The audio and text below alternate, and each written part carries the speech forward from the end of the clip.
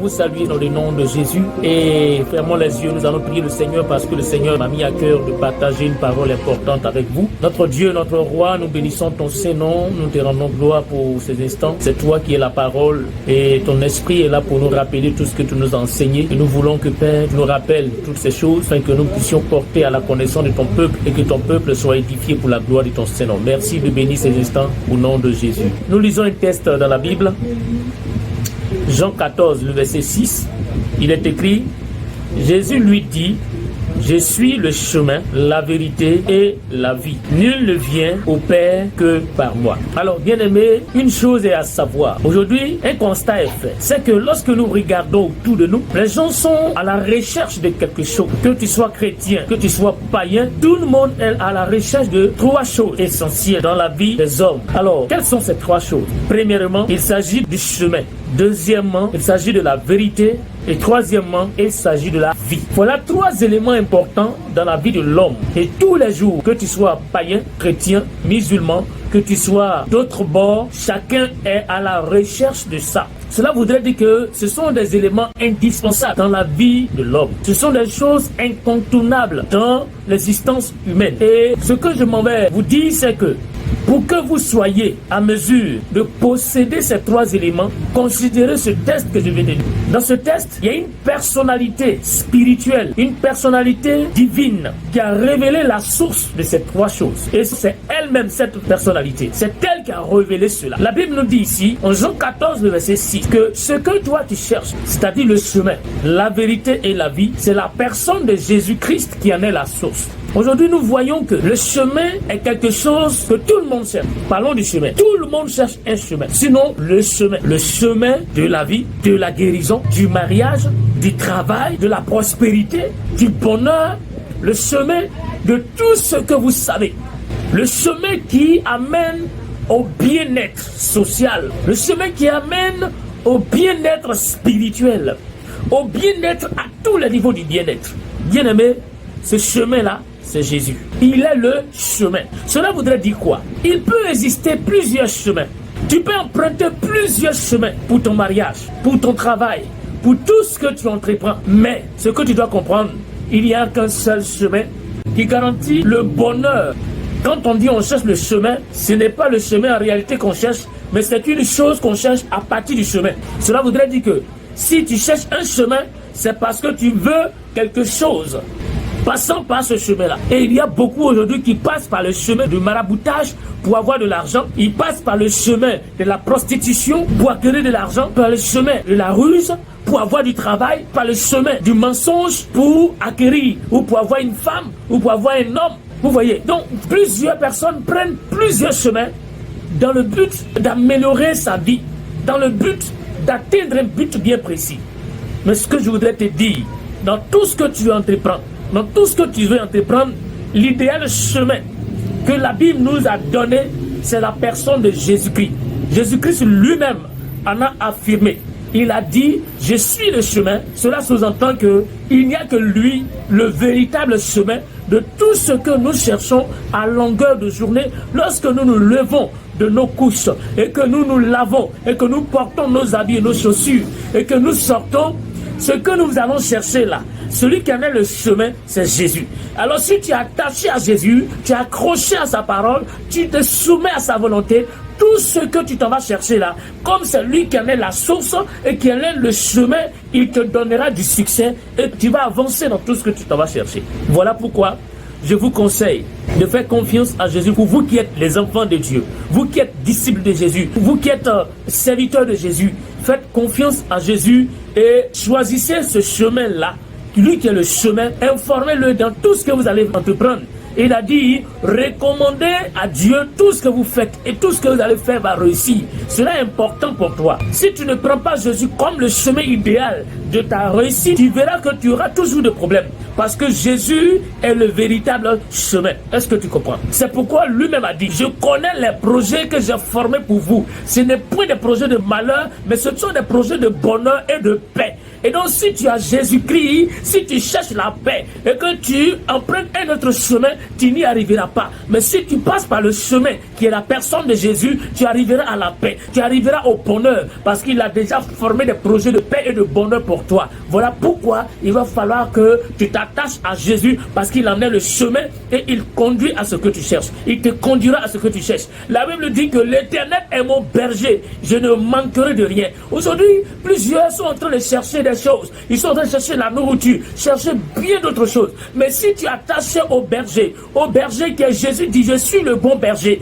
Le bon berger donne sa vie pour ses brebis. David a compris cela. Il dit l'Éternel est mon berger, je ne manquerai de rien. Il me fait marcher vers les verts pâturages à cause de son nom. Il me conduit près des eaux paisibles. Sa houlette et son bâton le rassurent. Bien-aimé, si tu veux la sécurité, tu cherches le chemin de la sécurité, ce n'est pas dans les amulettes, ce n'est pas dans les bagues mystiques, ce n'est pas dans tout ça. Si tu cherches de l'argent, ce n'est pas du portefeuille magique que tu dois chercher. Mais ce que tu dois comprendre, Jésus en est la source. Il a le chemin. C'est par lui que tu peux obtenir ces choses dans la paix et dans la tranquillité. Tu dormiras en paix. C'est pourquoi je te dis que Jésus doit être le chemin de tout ce que tu cherches. Tu cherches des verts pâturages, Jésus doit être le chemin. C'est lui qui t'y conduit. Il faut que sa houlette et son bâton te rassurent. Il faut te rassurer, bien-aimé, que Jésus peut te conduire là où tu veux. Fais-lui confiance à 100%. Est-ce que vous comprenez? Tout le monde cherche beaucoup de choses. Toi, tu cherches quoi? Qu'est-ce que tu cherches aujourd'hui? Sur quelle voie tu te trouves et puis tu es en train de chercher ça? Est-ce que tu te trouves sur la voie idéale? C'est là la question. Voilà pourquoi je veux te dire que pour que tu connaisses la paix, pour que tu connaisses la joie, pour que tu connaisses la réussite, il faut t'attacher à Jésus. Lorsque nous revenons à la parole, en Somme 1, la Bible dit que celui qui trouve son plaisir dans la loi de l'Éternel, dans la parole de Dieu, qui médite cette parole nuit et jour et agit fidèlement. Je vais vous rappeler que cette parole dont il est question ici, c'est la personne même de Jésus-Christ. Parce que Jésus lui-même est la parole. Au commencement était la parole était avec Dieu, cette parole était Dieu. Et cette parole a tout fait. Rien de ce qui est ici n'existe sans elle. En elle, nous avons la vie. Et la vie est la lumière des hommes.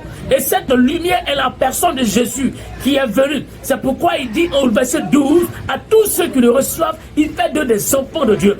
Voilà pourquoi je vais te dire que, en Somme 1, tous ceux qui trouvent leur plaisir à prendre Jésus comme le véritable chemin, connaîtront le salut, ceux-là connaîtront le bonheur. La Bible dit, celui qui trouve son plaisir dans la loi de l'Éternel et qui médite cette parole nuit et jour, est comme un arbre planté près d'un courant d'eau, dont le feuillage ne flétrit point, mais qui donne ses fruits en sa saison. Tout ce qu'il fait, le réussit. Est-ce que tu veux réussir dans tout ce que tu fais? Il faut que Jésus soit le chemin de ce que tu fais. Il faut que Jésus soit le chemin. Deuxième élément. Jésus dit, je suis la vérité. Aujourd'hui, tout le monde poursuit la vérité dans tous les sens. Celui-là dit, je suis dans la vérité.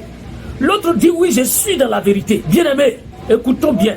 Jésus est la seule vérité. Parce que lorsque nous lisons la Bible, il est écrit, en Jean 17, le verset 17, sanctifie-les par ta vérité, car ta parole est la vérité. Alors, quelle vérité cherches-tu? Tu cherches quelle vérité?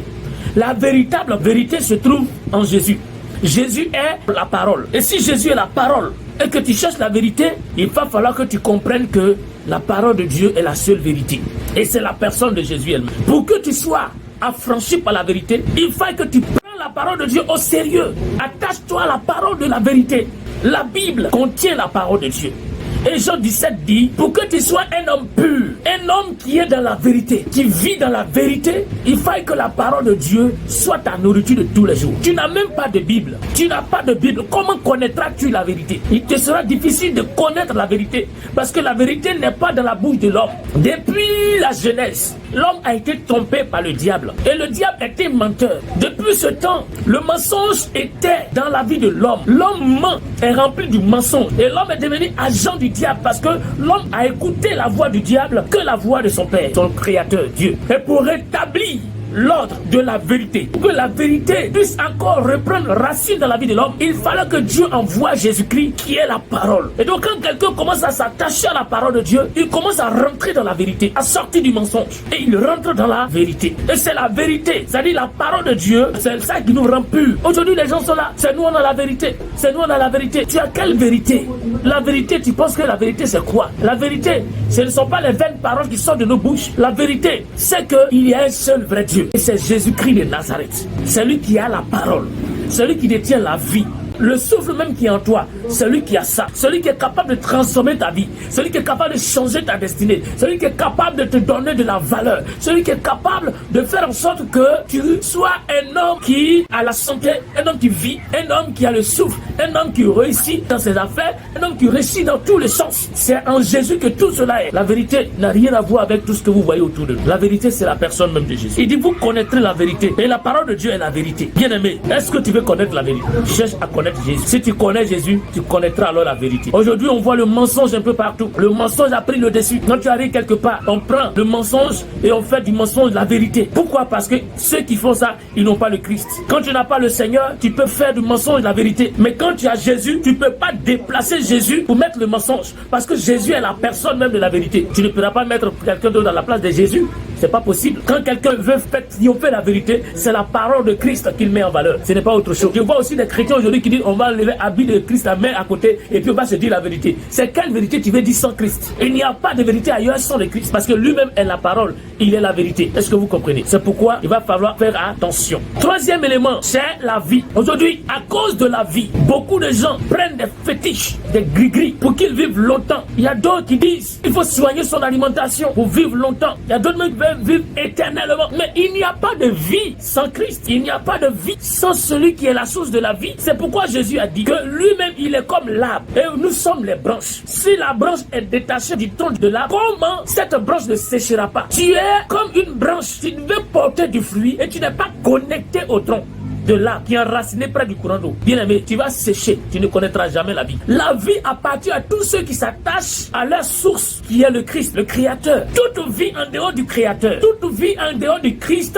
n'est pas vie. Tu es un mort vivant. Mais si tu veux avoir la véritable vie, ce n'est pas aussi de te protéger avec les âmes. Non, c'est de faire confiance à Jésus. Parce que lui-même a dit, n'ayez pas peur de ce qui peut tuer le corps, mais qui ne peut pas tuer l'âme. Parce que Dieu est capable de tuer le corps et l'âme. C'est lui qui détient la totalité de ta vie. Et donc, il va falloir lui faire confiance. Considère que si tu vis, comme l'apôtre Paul a dit, si je vis, ce n'est pas moi qui vis, mais c'est le Christ qui vit en moi. Alors, la vie qui est en moi, pendant que je suis en train de parler, ne m'appartient pas. Parce que le souffle même qui est en moi, qu'on appelle âme, c'est le souffle de Dieu en moi, qu'on appelle l'âme. Il a soufflé dans mes narines, raison pour laquelle j'ai respiré. Et aujourd'hui, s'il a enlevé ce souffle-là, je n'ai plus le droit de respirer. C'est lui qui détient l'âme qui est en moi. C'est lui qui détient ça. Il a la capacité de mettre au-delà de mon espérance et de faire en sorte que je puisse vivre autant d'années que ce soit, comme il a le pouvoir de l'ôter. Je lui dois toute ma vie. Donc il n'y a pas de vie ailleurs sans lui. Il n'y a pas de vie ailleurs, mon frère. Tu as mis ta vie où? Tu as mis ta vie dans ton argent. Ton argent ne pourra pas te sauver. Parce que tu peux mourir, ton argent va rester ici. Tu as mis ta vie où? Dans ta maison. Parce que tu as construit ta maison, tu comptes sur ça. Mon frère, cette maison-là, elle peut se casser. Il peut y avoir des tremblements et tout ça partira en fumée. Mon frère, s'il y a quelque chose que je dois te dire, c'est que tu donnes ta vie à Jésus. Parce que c'est lui qui en est la source. Si ta vie est finie, Jésus peut renouveler. D'ailleurs, il a promis de renouveler la vie de tous ceux qui lui font confiance. C'est pourquoi il dit, quiconque croit en lui vivra, même quand il serait mort. Cela voudrait dire quoi? Tous ceux qui meurent en lui ressusciteront et vivront à nouveau. Tu veux garder ta vie. Tu veux que la vie que tu détiens,